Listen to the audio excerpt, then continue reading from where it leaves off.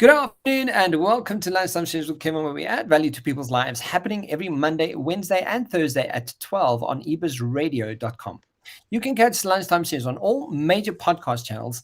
And for our Lunchtime Marketing segment, proudly supported by Hollard Insurance, hashtag big ads for small businesses. As per usual, our wonderful marketing communications expert, Craig Pagely. How are you doing, Craig? I'm well, and you, Kevin? Yeah, great. Hope you've been busy.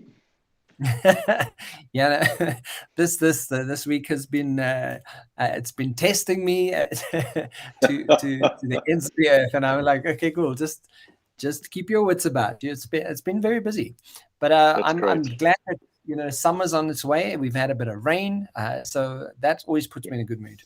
Yeah.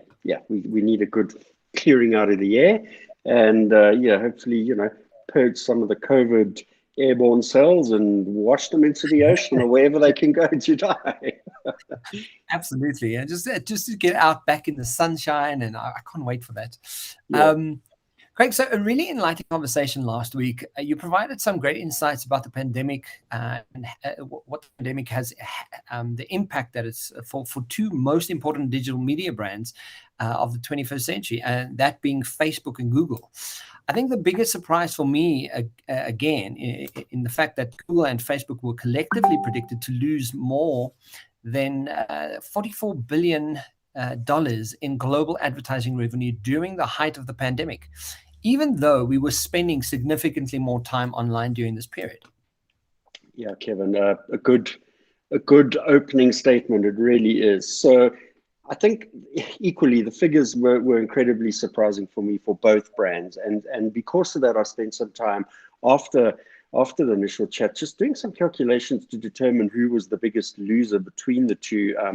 In terms of the advertising revenue, but I was quite pleasantly surprised by what I found. So let me share that with you. So to recap, Google's total net revenue for 2020 was projected to be 127.5 billion US dollars, down 28.6 billion from 2019, which is a 22.43% drop.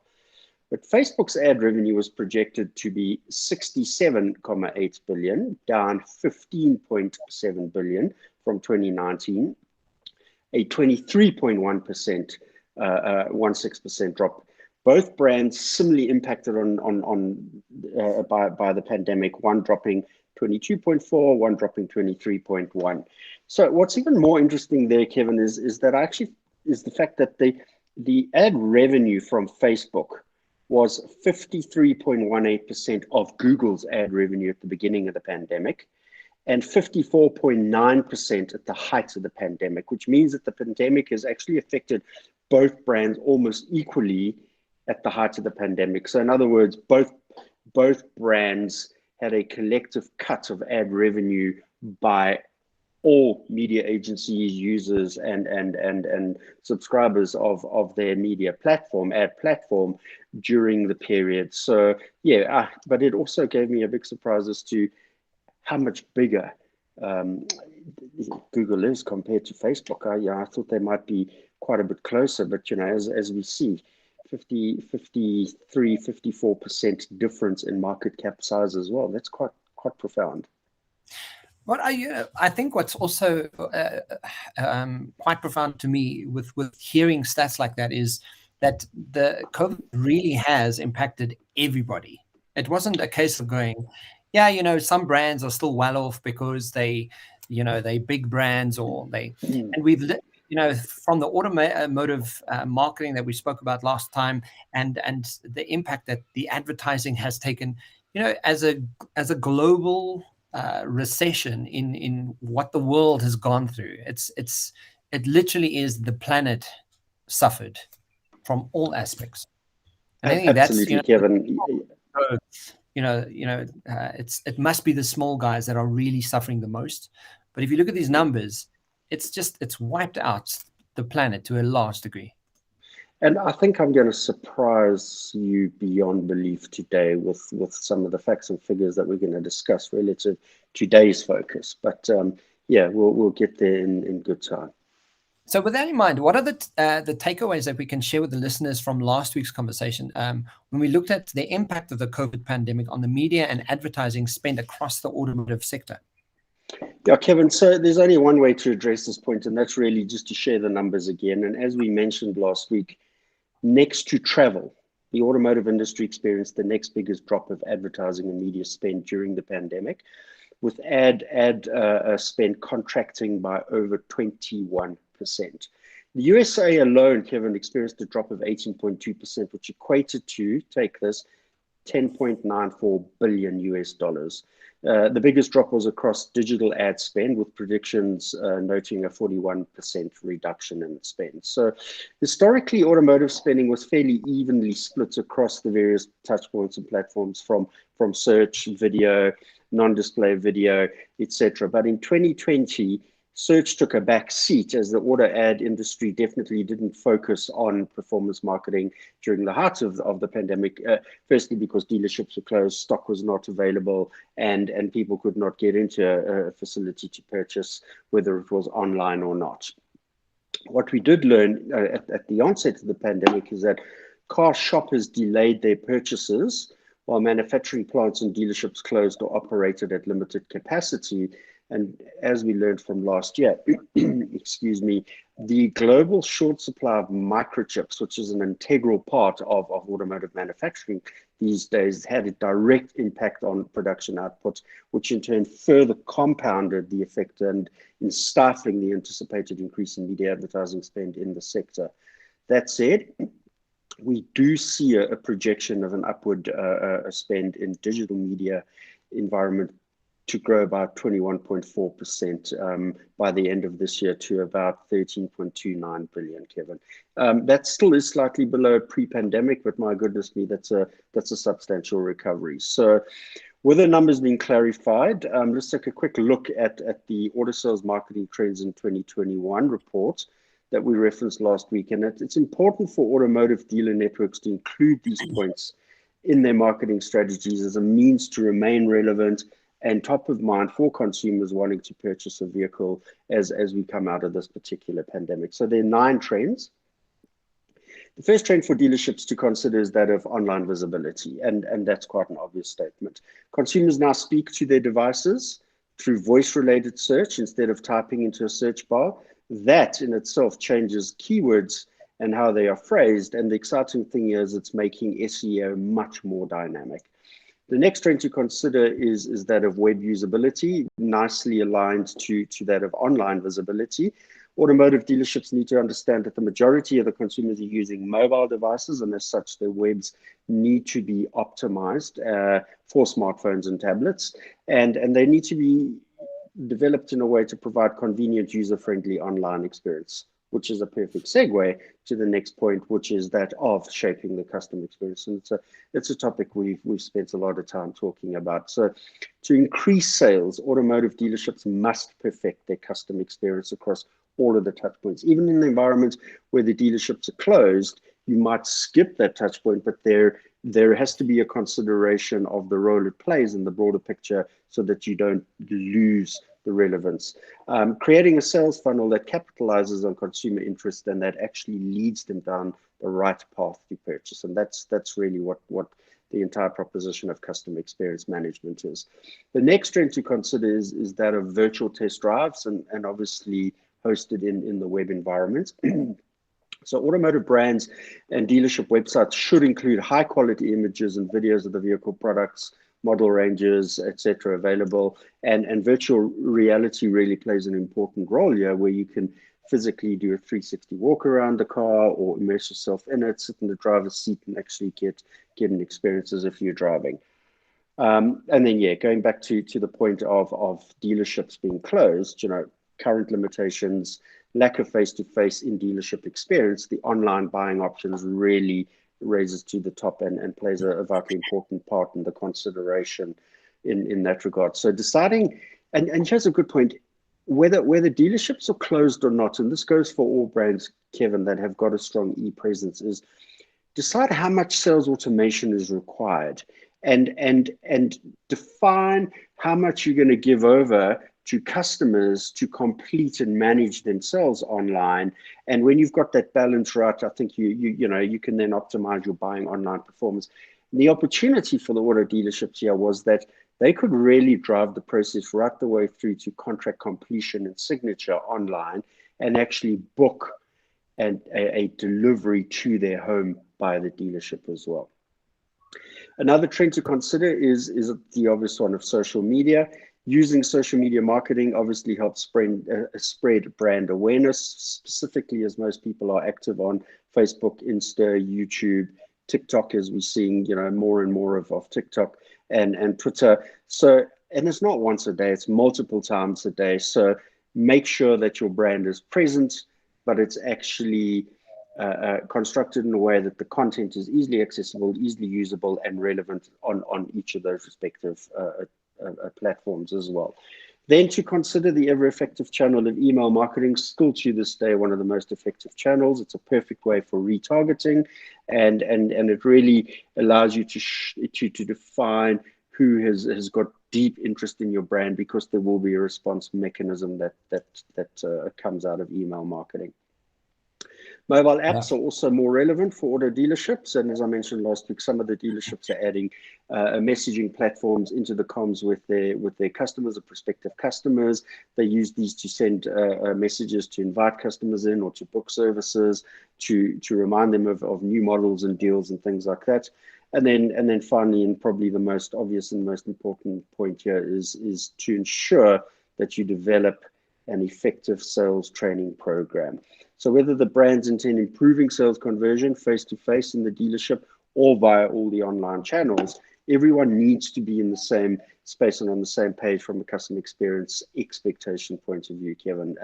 CX must be seamless, whether in person or online, as I mentioned. Those are the little takeaway tips from last week's conversation. Craig, I was just like, as you're talking and listening to all of this, I'm still the SEO through voice-related search, right? Yeah, it leads us back to, or leads me thinking, to the conversations we had about AI, and in time to come, who's not to say that like the AI is going to pick up what your voice is sounding like, and what are the nuances? Are you excited? Are you sad? Are you happy? Are you and then start, using that information to kind of really inform your search results in any case. Such a good point. Yes. To where we're going in the world. and that's not too far away, because there are social media scrubbing platforms that actually pick up sentiment.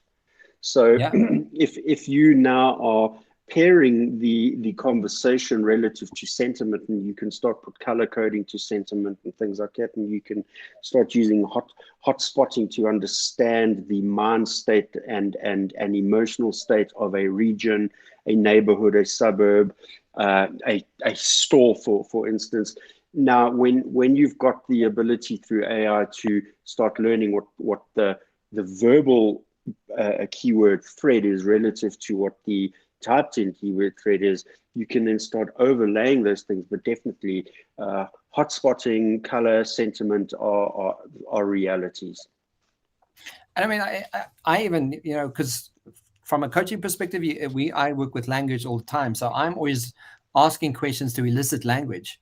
So if AI eventually gets to a point where they're picking up the language the person's using more readily, they'll also be able to advertise and market according to those set of words you're using at any kind of given time. It starts predicting human behavior in such a big way, which I don't know if that's a good thing or a bad thing, but it's it's influential. I think it is. It's fascinating, and you use the word. It's fascinating for me, but it's influential. And I just look at some of the years I spent in the out of home industry, where you can use technology where, let's say there's one of the gin brands is doing a promotion in a particular environment, and you are now, through social media, you've invited folk, they're in the environment, and you're starting to pick up the commentary around that, and you can gain the experience satisfaction points and sentiment there. The brand itself can then use that particular sentiment as a driver to find like-minded collective groupings and other, and they can start pushing that messaging into other environments and actually use that to influence people and invite them to come into that square kilometer of the city where this particular brand is having, you know, a run on specials and things like that. So definitely picking up sentiment, seeing that as positive, understanding the overlay of that audience segment type, and going to find where other similar audiences are, pushing that message to them, and maybe adding in another layer of reward because they're needing to come from further away or something. But most definitely, it's all interconnected. And you know, if you consider some of the stats that support your communication styles, tone of voice is 38% of your communication.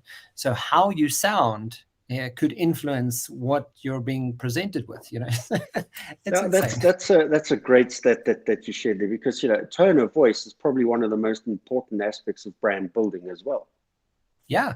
You know, it elicits through everything, like from human engagement to what you're saying and how people perceive what they're seeing of that. So it's the tone that is eliciting from the audience in any case. So it's so fascinating. Whether people lean into the brand or push away from the brand based on the tone. Yeah, sorry, Kevin. Yeah, exactly. But you mentioned that you want to continue the discussion around the impact of COVID pandemic on another key sector that saw significant drop in media and advertising spend. So what are we actually going to chat about today? Okay, so there was a bit of a tease earlier in the conversation. I said I'm going to share some really amazing stats today. Yeah, so we're going to continue with the theme of reduced ad spend on the back of obviously on the back of the COVID pandemic, but in particular, we're going to look at the travel and tourism industry today. And it is the industry that in every sense of the word has been affected the most. And it's not just from an advertising and media revenue point of view that they're affected, but every business within travel and tourism as an industry, from the bookings, entertainment, the airlines, the cruises, the hotels, all of those, including the associated smaller support activities and secondary businesses, have been devastated by the impact of COVID. So, you might have heard me reference the words booking, entertainment, airlines, cruises, and hotels, and I purposefully use them in that order because they make up the word beach, which when using the first letter of each of those particular sectors, they make up the word beach. And beach really has now become an industry-wide term that encompasses the whole travel and tourism sector worldwide. Yeah, like it's the perfect acronym to kind of go, that's this is what we're looking at, and this is how it's been affected mostly, because those, you could almost encompass them as the biggest part of this COVID impact. Yes, correct. So what I want to do is I just want to set some context to the topic by taking a broader look at the travel and tourism industry as a whole, Kevin, so we get a real sense of the negative economic impact that was experienced across the world due to pandemic, and then we can look at the specifics on the impact of ad spend across some of the components of the industry. So, referencing an interesting article titled "Global Economy Could Lose Over 4 Trillion Due to COVID-19 Impact on Tourism," as published by UNCTAD, which is the United Nations Conference on Trade and Development, published on the 30th of June, we read that the crash in international tourism due to coronavirus pandemic could cause a loss of more than 4 trillion to the global GDP for the year 2021, according to a UNCTAD report published in June 30th. The estimated losses caused by the pandemic's direct impact on tourism and its ripple effect on other sectors closely linked to it. So the report, jointly presented with the UN World Tourism Organization, says international tourism and its closely linked sectors suffered an estimated loss of, take this, 2.4 trillion in 2020 alone, due to direct or indirect impacts of the steep drop in international tourist arrivals. That's significant.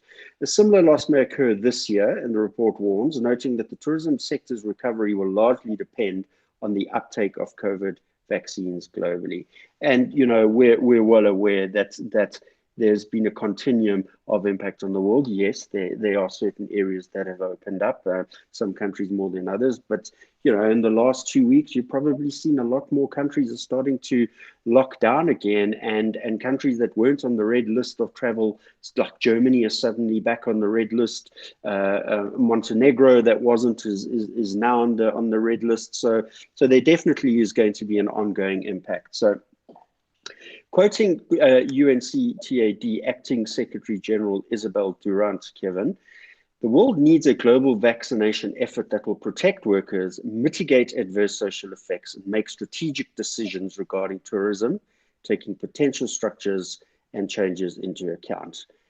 Quoting a business partner, the UN World Tourism Organization Secretary General Zurab, bear with me here, Pololikavishvili, tourism is a lifeline for millions, and advancing vaccination to protect communities and support tourism's safe restart is critical to the recovery of jobs and generation of much needed resources, especially in developing countries like ours, many of which are highly dependent on international tourism, again, emphasizing like ours. So these are big statements by incredibly powerful individuals, Kevin, but added to this, the economic losses continue in the developing countries.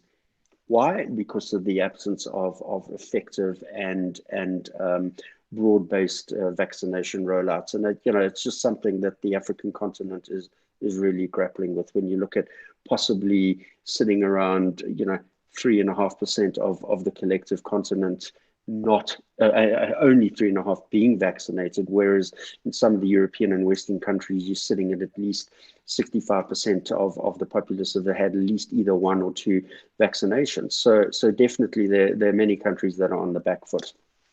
Yeah. According to the report, Kevin, the asymmetric rollout of the vaccine magnifies the economic blow tourism has suffered in developing countries, as they could account for up to, here's another startling fact, could account for up to 60% of the global GDP losses, which for me is a really, really sad thought. So while the sector is expected to recover faster in countries with higher vaccination rates, such as France, Germany, Switzerland, UK, USA, experts definitely do not expect a return to the pre-COVID international tourist arrival levels until, believe it or not, 2023 or even later. And I think we all becoming familiar with this being another 2-year program before we really can start moving freely around the world.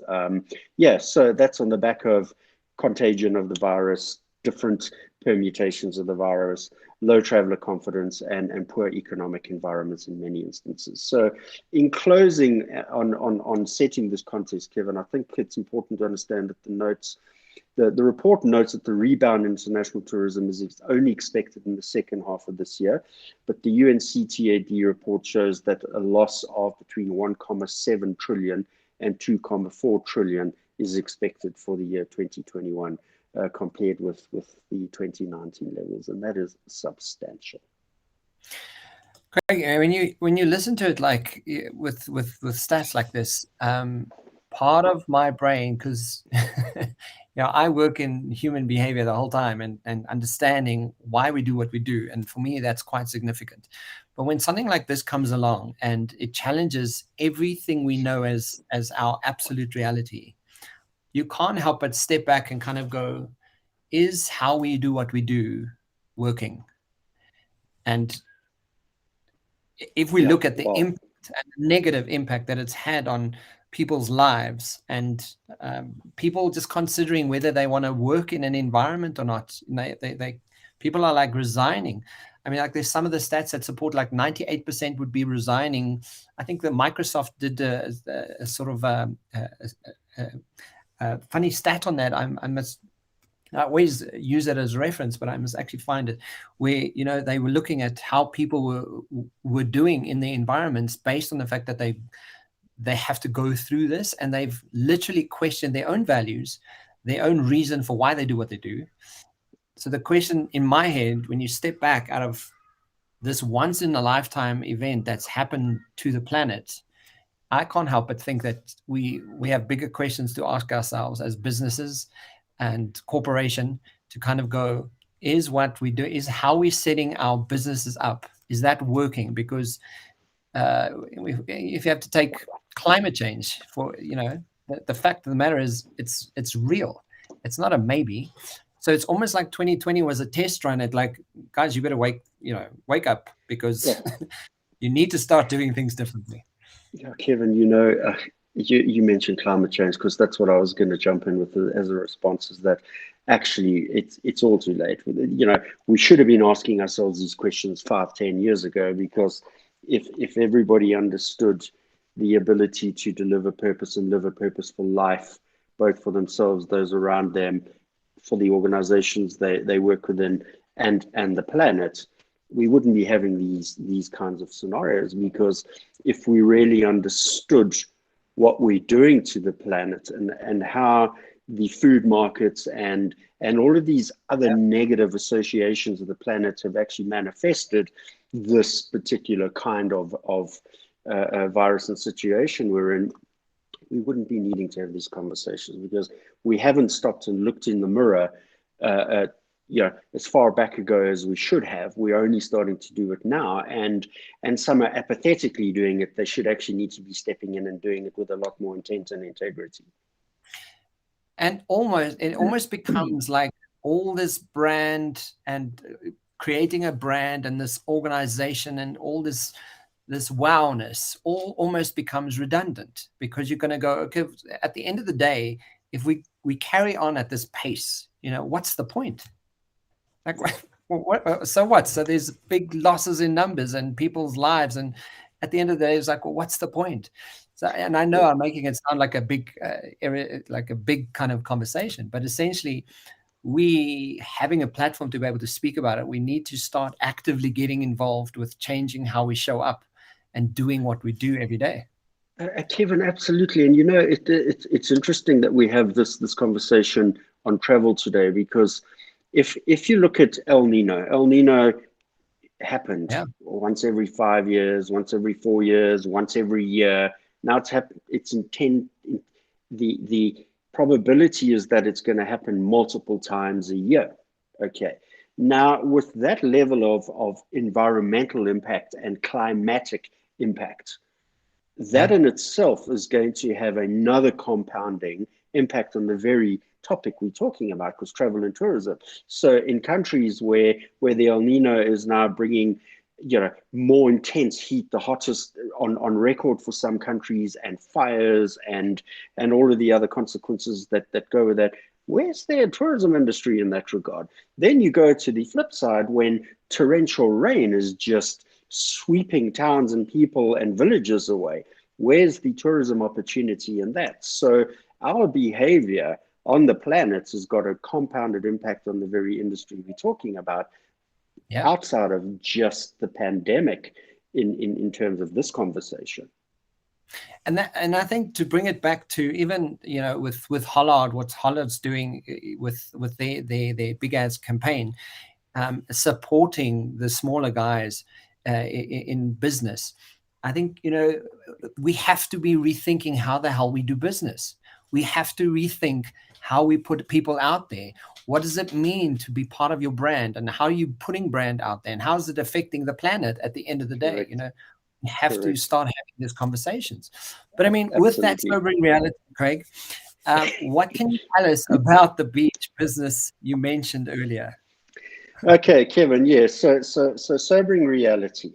I'm going to quote from the article titled "The Hardest Hit Companies of COVID-19 Downturn: The Beach Stocks." It was published by Dorothy Neufeld on the 25th of March 2020, and it was posted to the visualcapitalist.com blog, and we learned the following. So beach stocks lost $332 billion of value, Kevin, in the 1 month period. The market's latest storm plunged the global travel industry into uncharted territory. And since the S&P 500 market hit their high on February the 19th, 2020, those market capitalizations all dropped. And I think there are nine industries within the beach sector that sits in the S&P 500, and all nine of those are impacted. And the S&P 500 as a whole, having 300 and at least beach stocks alone on the S&P 500, 332 billion wiped off. So the biggest losers there obviously were the global airline industry, which on its own had $157 billion wiped off its valuation across the 116 publicly traded airlines. Investor confidence in the cruise lines dropped significantly. The big losers there being Carnival, Royal Caribbean, and Norwegian Cruise Line. They own over half the market between the three of them, and their market share just evaporated. And that theirs alone equated to 42 billion. So when you're looking at the airline industry and the cruise industry alone, we're sitting at 200 billion of the 332 billion. So that's significant. So I want to give you a quick update. What I did is I did a deep dive into that particular report, and I looked at top 2 booking companies, top 2 hotel groups in the USA, top 2 airlines, top 2 cruise liners, and then Disney, because it's the largest destination facility or brand in the mix, and it's actually got the highest market share. So let me give you some stats. So when the S&P 500 was at its highest point on the 19th of Feb 2020, the market cap of Disney was $225 billion US dollars. That month later, when the World Health Organization officially declared COVID a pandemic, in 1 month, their market cap dropped to 201 billion, a loss of 11.8%. In the bookings industry, Bookings Holdings had a market cap of 80.8 billion. In that 1 month, they dropped to 64 billion, 26.5% drop. Expedia Group dropped from 17 at its peak to 12, a 42.5% drop. In the hotel group, Marriott had a market cap of 48.3 billion US dollars. They dropped 35.29% in 1 month to 35.7 billion. The Hilton Hotel Group had a market cap of 31.3 billion. They dropped 24% to 25.1 billion. And here's this for the airlines. Delta Airlines had a market cap of 37.5 billion US dollars. They dropped 28.8% to 29 billion. And Southwest Airlines had a market cap of 29.5 billion. They dropped a whopping 309% to 7.2 billion, Kevin. And then we mentioned the cruise liners, the top 2 cruise liners there. Carnival had a market cap of, and it was quite large for cruise company, 30.8 billion. They dropped 86.67% to 16.5 billion. And we understood what happened. There are many cruise liners that were just birthed out in remote locations around the world with people on board because of the contagion effect, and there were ports that were not allowing them to come in. And to that point, where there are a couple of cruise liners who are now active again, COVID has been identified on some of those ships, particularly in the Venice area. Venice is now making those cruise liners berth an hour away from the main city. Sure. That's the impact it has. So to take it a step further, there definitely have been some improvements, Kevin. I don't know how long it's going to be like that, but definitely the industry is a long way off from recovery. But there's a wonderful follow-up article to the hardest hit companies of the COVID-19 downturn. And I found that just last week again, titled "The Pandemic Recovery, Have Beach Stocks Bounced Back?" And this time it was published by Aaron Ali and posted on the 15th of April 2021, again to the visualcapitalist.com blog site. And we learned the following from the updated article. So the travel and entertainment industries have had a volatile ride over the past year. During the initial stages of the pandemic, when panic and uncertainty ran rough, the beach stocks bookings, entertainment, airline, cruises, and hotels, as we mentioned earlier, were left scrambling. And it now appears that it definitely appears that the tide has turned, or is turning for a number of those. But yeah, that's only because of some of the vaccine breakthroughs in some of the regions. But we definitely haven't returned to normalcy at all. So the growth market cap in the beach stocks almost exactly 1 year ago, from that 11 March 2020 to 11 March 2021, is actually a significant growth again. And I'm going to take you through some of that. But I first want to just quote the article's opening statement, which is washing back to shore. So we learned the beach stocks have gained, take this, a collective of 376 billion in market cap in the year since the pandemic was declared, with about half the companies trading at their respective all-time highs. How's that for you? So in that 1 month of Feb 19 to 11 March, 332 billion wiped off.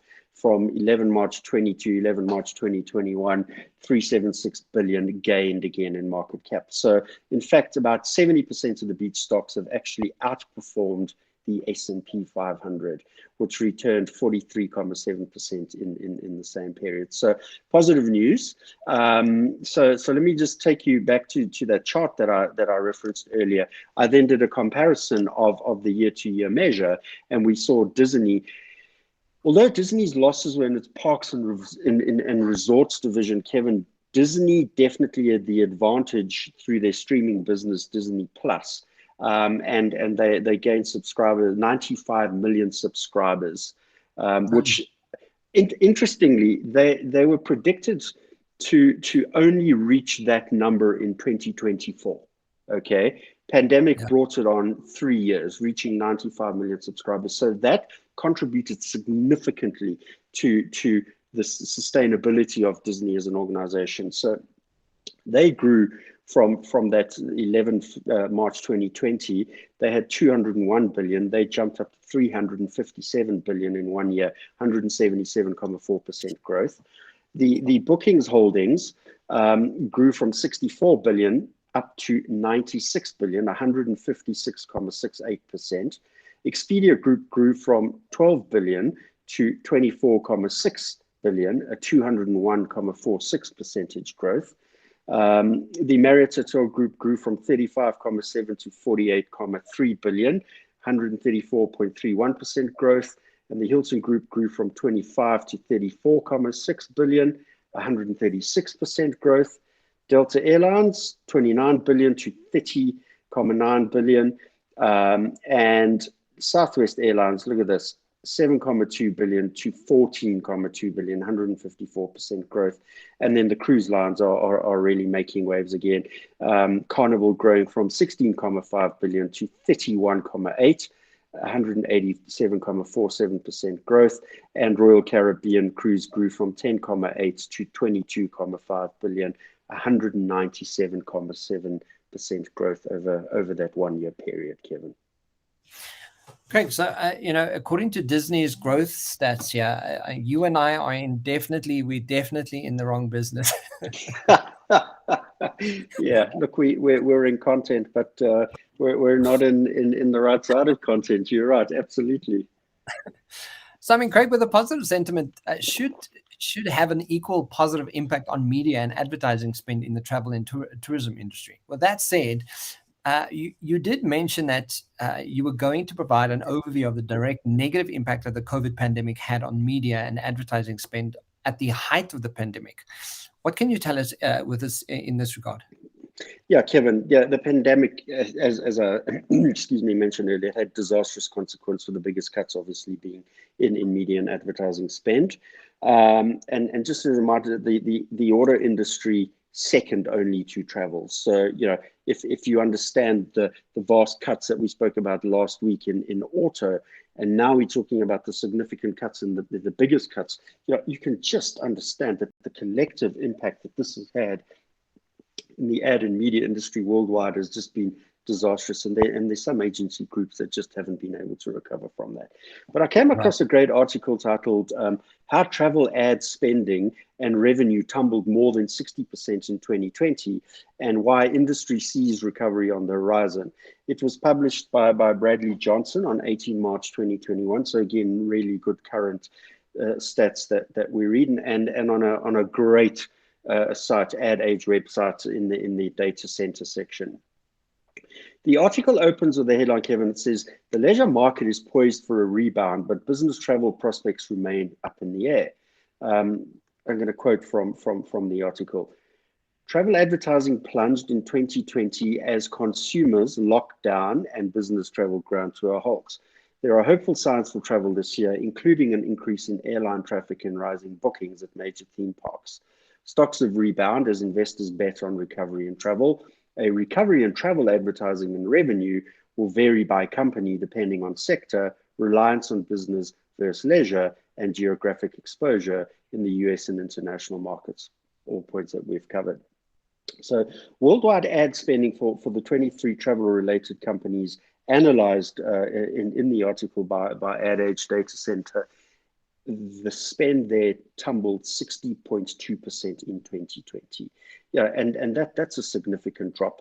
The drop in ad spending tracked closely with revenue, which sank 61.5% as well. So as you can see, Kevin, the impact has been severe, and the article provides a really great series of charts, informative charts that allows to gain a detailed insight in the change in the media and advertising spend across the various businesses within the travel and tourism industry. So I just want to take you through about sort of 5 of those quickly, but there's a really great summary chart that gives us the overview of the impact. So looking at the overview of airlines, car rental, casinos, cruise lines, theme parks, and travel services, we note the following. Ad spending in 2019 was 16.68 billion, dropping to 6.639. I mean, a million, yes. So it lost 62%. The revenue for those particular businesses that cut ad spending, the revenue loss there was 61.5% overall. So, and interestingly, in 2019, those businesses had an ad spend as a percentage of their revenue sitting around 5.3%, which is you don't want to be going much lower than that at all. And in 2020 they had 5.5%. So consistent drop in ad revenue, drop in turnover as well, but keeping the consistency of the ad spend as a percentage of revenue throughout there.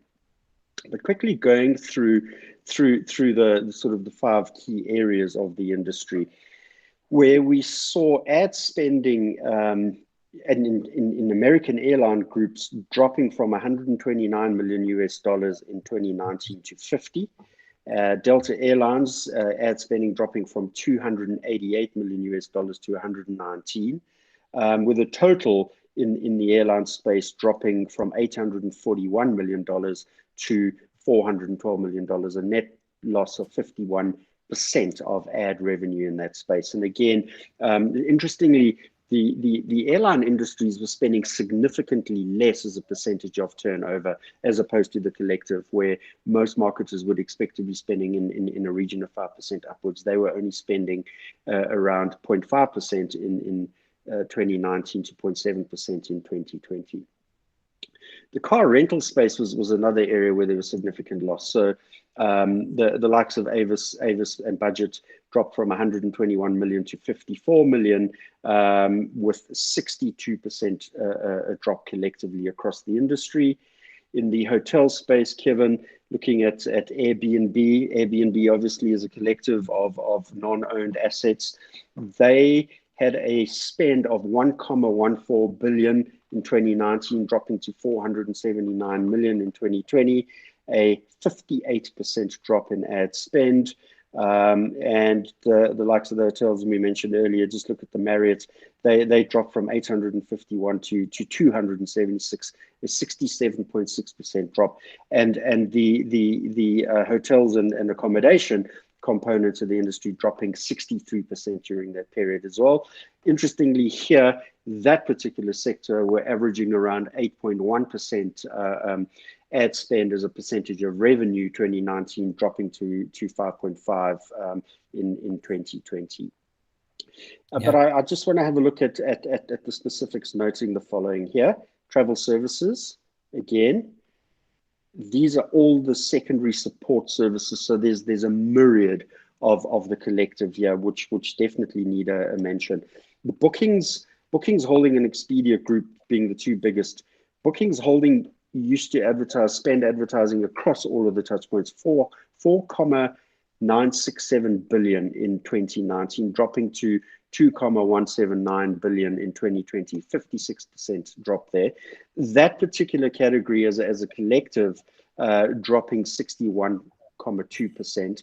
And again, really interesting here where the travel services related businesses were spending on average 36.4% ad spending as a percentage of revenue in 2019, down to 32% in 2020. So as you can see, Kevin, substantial losses across the entire sector.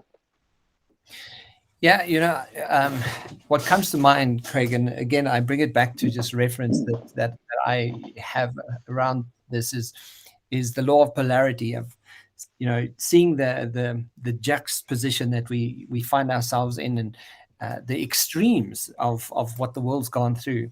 And yet we look at Disney, having being the brand that it is, suddenly got on, put something in place where they had a platform for viewing, and the expansion that they've had from that, you kind of go, that's part of what the polarity that we find ourselves in is in brands today. Brands really, you have to be literally on the end and the verge of what is new, what is up and coming, how do we evolve, how do we get to keep ourselves agile and able to adapt. And I think, Disney is such a perfect example of them having such big losses, but yet coming back with such a big gain. It's amazing.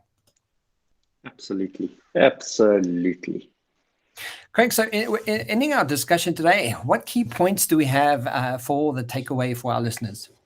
Kevin, yeah, I'd want to reference an article titled Changes in Consumption Patterns and Tourist Promotion After the COVID Pandemic. It was published by a collective of individuals, Diego Tubes, Noelia Ariovilla, and Jose Freyes-Brea.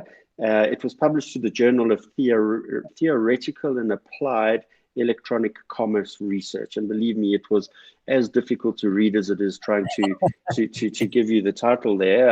I found it on MDPR, which is an open access publishing platform, an incredibly well structured and highly technical report for the industry, and it had some really great takeaways in the middle of the document. And I want to share those as closing of our conversation today, Kevin. So quoting from page 1336 of the study, we read that in the midst of the world tourism crisis, on May 28, 2020, the UNWTA, the World Tourism Organization, published the document Global Guidelines to Restart Tourism in the area of destination planning and management, and certain recommendations were set. And it's these recommendations that I'm going to cite relative to the area of destination planning and management. So the first recommendation here is introduce and adapt actionable and harmonized processes and procedures in line with public health evidence-based risk assessment and full coordination with relevant public and private sector partners.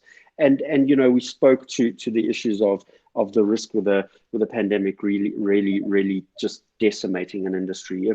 If the tourism industry is not able to demonstrate the proof points of the activities and actions they're taking in this regard, it's never going to recover. Support companies in implementation and training of their staff on new protocols, both from a financial financing and training point of view. Enhance the use of technology for safe, seamless, and touchless travel in your destination. A critical element in the reorganization of the industry will involve the increased incorporation of automation technologies. Provide reliable, consistent, and easy to access information on protocols to the private sector and to travelers, whether it's sending SMSs, short message codes to tourists to inform them of the national and local health protocols, and provide them with information on health contacts for their travel. Create programs and campaigns to incentivize the domestic markets in cooperation with the various suppliers. Private sector incentive schemes, possible revision of holiday dates, transport facilities, vouchers, integrate all of these destinations. Promote new products and experiences targeted at individuals and small groups of travelers, such as special interests, nature, rural tourism, gastronomy and wine, sport, etc. And we're definitely seeing an emergence of these kinds of boutique offerings at the moment, Kevin. And I think, you'll see that that's very much where the local tourism focus and approach is happening in the likes of South Africa. Consider data privacy policies, as there's a proposal of developing tracking apps, enhanced communication, medical capacity and protocols at destinations, safety bubbles, etc. Ensure coordination amongst tourism, health and transport policies, and define roles and responsibilities for government, the private sector, and travels per se. So what I really appreciate about the points, Kevin, is that these relevant industry bodies have definitely made a concerted effort to come together and build these guidelines, which will definitely help the travel and tourism industry and hopefully ensure that they have success in the short-term future. Yeah, that's one of the things I just think is like it's nice to see that a governing body is putting it out there and going, these are ways that we can get back to business, and helping and supporting them and guiding through the best protocols to follow. I love that. I think it's amazing. Yes, Craig. In wrapping up today's conversation, what are we going to share with our audience next week? Okay, Kevin, so we're going to do the topic of PR and reputation management the following week. So next week, what I'm wanting to look at is the Disney thing fascinated me immensely, where Disney was able to sustain itself through diversification. And it would be interesting to have a look at some key brands that were able to diversify, that had a spectrum of deep value offerings that they could actually refocus on one of the other core aspects of their business, whether it was a solution or a product or whatever it may have been, to actually ensure sustainability and longevity through the likes of these kinds of negative actions on business or negative implications on business. So yeah, look at some other brands that had the chance to diversify. Fantastic. Yeah, looking forward to it. Craig, thank you. Thank you, guys. If you want to catch us, it's happening every Thursday at 12 on ebizradio.com and all major podcast channels. That's the Lunchtime Marketing segment. Thanks for today, Craig. Thank you very much, Kevin. Yeah, look forward to next week. Chat to you soon. Cheers for now. Thanks. Bye.